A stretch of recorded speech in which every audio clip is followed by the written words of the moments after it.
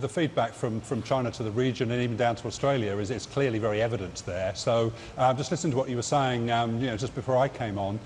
Share your concerns that if the November FX reserves show significant outflows, and remember that China earns about $50 billion a month in foreign currency from its trade deficit. So if we do see something like a 50 billion reduction in reserves, it probably means capital outflows closer to 100 billion. What we're concerned with is, remember from January the 1st, the clock will reset for Chinese households to be able to purchase foreign currency. You can purchase $50,000 a year, and it only takes a couple of billion Chinese households to be of the same mindset, and suddenly you see an intensification of capital outflows. And that's exactly what we saw in January this year, remember, when we saw very strong downward pressure on the currency in the early part of the year, and it caused global market ructions, and it caused the Aussie dollar to be down below 70 cents temporarily. So I think the authorities and some of the efforts they've been making to slow capital outflows are probably cognizant of the risks of a rerun of that. So there is a genuine concern. We've got, I think we've got dollar CNY up at about 7.25 in sort of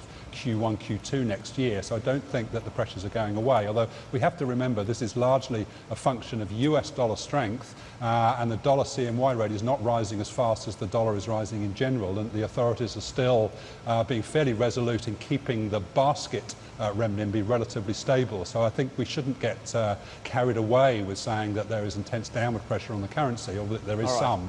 It's as much a dollar story as it is a China story here.